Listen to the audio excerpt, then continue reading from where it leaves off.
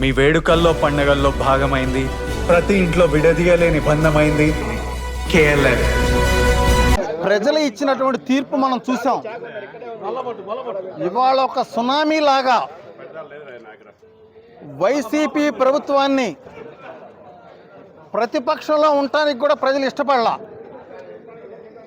ఎందుకంటే 151 సీట్లు ఇచ్చారు. ఒక్కసారి అవకాశం ఇవ్వండి, ఈ రాష్ట్రానికి మంచి చేస్తాను, యువతకు మంచి చేస్తాను, రైతులకు మంచి చేస్తాను, పేదవారికి మంచి చేస్తాను, మహిళలకు మంచి చేస్తాను అని చెప్పేసి, ఎంప్లాయీస్కి ఉద్యోగస్తులకు మంచి చేస్తానని చెప్పేసి ఎవరికి చెప్పే మాటలు వాళ్ళకి మాయ మాటలు చెప్పి అధికారంలోకి వచ్చిన తర్వాత ఈ రాష్ట్రాన్ని ఏ విధంగా సర్వనాశనం చేశాడో జగన్మోహన్ రెడ్డి చూసాం మనం. ఇవాళ పిచ్చోడి చేతులు రాయి పెడితే ఏ విధంగా ఆ పిచ్చోడు ఆ రాయిని ఇసిరేస్తాడనే విధంగా మంత్రులు ఒక సన్నాసుల్లాగా, ఎమ్మెల్యేలు ఒక చవటల్లాగా ప్రజలకు ఇచ్చిన హామీలను నెరవేర్చండి అంటే పోలీసు వాళ్ళని అడ్డం పెట్టుకొని మీ ఇష్టం వచ్చినట్టు బూతులు తిడతా, మీ ఇష్టం వచ్చినట్టు దౌర్జన్యాలు చేస్తా, మీ చెత్తగాంగి చేత నోటికి వచ్చినట్టు మాట్లాడిస్తా, మీ చెత్తగాంగి చేత నోటికి వచ్చినట్టు తిట్లు తినిపించి ఇష్టం వచ్చినట్టు దౌర్జన్యాలు చేపించి అరాచకం చేశారు.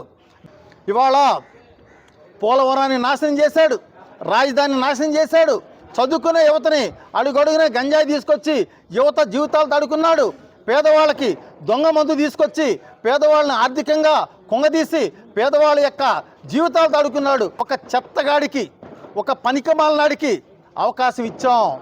ఇవాళ చేతులారా మన పిల్లల యొక్క భవిష్యత్తును మనం పాడు చేసుకున్నాం. ఒక్కసారి చేసినటువంటి పొరపాటు ఇంకోసారి చేయకూడదు అని చెప్పి ప్రజలు విఘ్నులై ఇవాళ ఈ రాష్ట్రం నుంచి వైసీపీ అనేవాడు ఎవడైనా వెళ్ళిపోవాలా.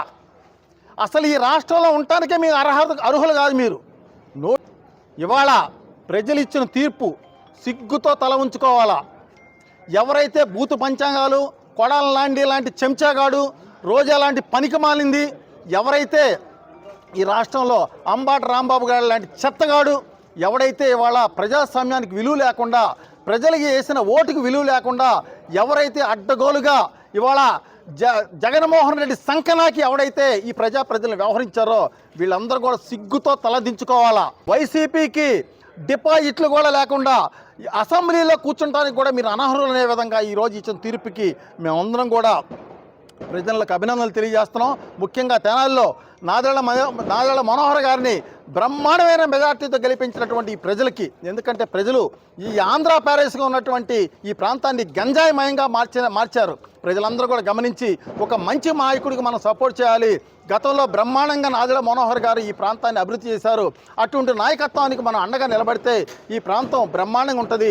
ఎందుకంటే బ్రహ్మశాని చంద్రశేఖర్ గారు లాంటి ఒక మంచి నాయకుడికి మనం అండగా నిలబడితే మన పిల్లల యొక్క భవిష్యత్తు బాగుంటుందని చెప్పేసి ఏదైతే ప్రజలందరూ కూడా ఇవాళ కులాలకి మతాలకి అతీతంగా ఇవాళ ఆటో సోదరులందరూ కూడా ఇవాళ ఈ రాష్ట్రానికి ఒక పండగ రోజు. మరిన్ని వీడియోస్ కోసం ఛానల్ ని సబ్స్క్రైబ్ చేయండి, లేటెస్ట్ అప్డేట్స్ కోసం వాట్సాప్ ఛానల్ ని ఫాలో చేయండి అండ్ లింక్ డిస్క్రిప్షన్ లో ఉంది.